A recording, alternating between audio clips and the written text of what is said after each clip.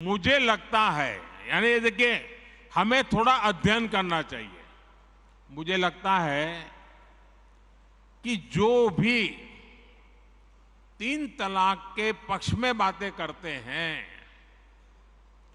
तीन तलाक की वकालत करते हैं, ये वोट बैंक भूखे लोग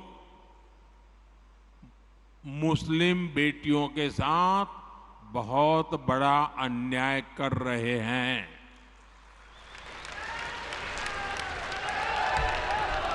अच्छा, कुछ लोगों को लगता है कि भाई ये तीन तलाक से तो सिर्फ महिलाओं की बात हो रही है। तीन तलाक से जो नुकसान होता है ना, वो सिर्फ बेटियों को होता है ऐसा नहीं है, उसका दायरा उससे भी बड़ा है। आप सोचिए,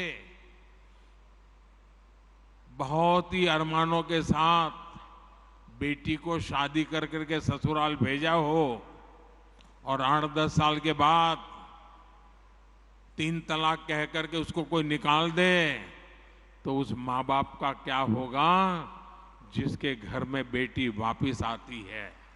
उस भाई का क्या होगा?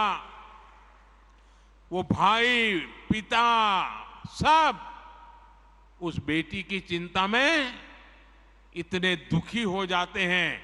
इसलिए तीन तलाक से सिर्फ बेटियों को ही अन्याय होता है इतना नहीं, पूरे परिवार तबाह हो जाते हैं। माता, पिता, भाई सब दुखी हो जाते हैं। और देखिए, दुनिया के अनेक मुस्लिम बाहुल्य देश, इसका इस्लाम से संबंध होता तो दुनिया का कोई मुस्लिम देश तीन तलाक खत्म नहीं करता। मुस्लिम बाहुल्य देश जहां पूरी तरह इस्लाम राज्य है, वहां भी तीन तलाक बंद कर दिया है। मैं परसों इजिप्ट में था, मिस्र में था। मिस्र में, इजिप्ट में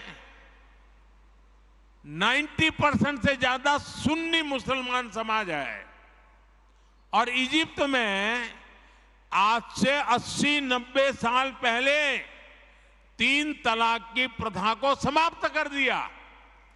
हमसे 90 साल पहले। अगर तीन तलाक इस्लाम का जरूरी अंग है तो पाकिस्तान में क्यों नहीं होता भाई?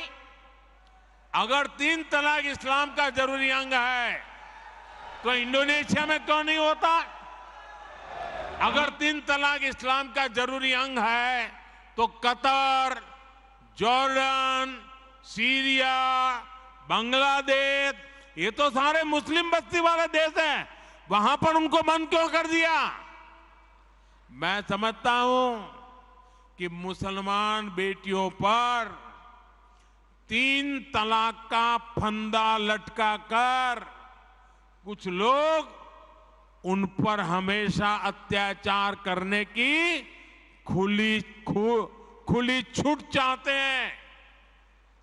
यही लोग तीन तलाक का समर्थन भी करते हैं और मैं जानता हूं कि इसलिए ही मेरी मुस्लिम बहनें, बेटियां, मैं जब भी जहां जाता हूं वो भाजपा के साथ खड़ी रहती है, मोदी के साथ खड़ी रहती है। साथियों, भारत के मुसलमान भाई बहनों को भी ये समझना होगा कि कौन से राजनीतिक दल उन्हें भड़का करके उनका फायदा लेने के लिए उनको बर्बाद कर रहे हैं। आजकल हम देख रहे हैं कि यूनिफॉर्म सिविल कोड के नाम पर ऐसे लोगों को भड़काने का काम हो रहा है। आप मुझे बताइए, एक घर में परिवार के एक सदस्य के लिए एक कानून हो, परिवार के दूसरे सदस्य के लिए दूसरा कानून हो, तो क्या वो घर चल पाएगा? क्या कभी भी चल पाएगा क्या? फिर ऐसी दोहरी व्यवस्था से देश कैसे चल पाएगा? हमें याद रखना है कि भारत के संविधान में भी नागरिकों के समान अधिकार की बात कही गई है।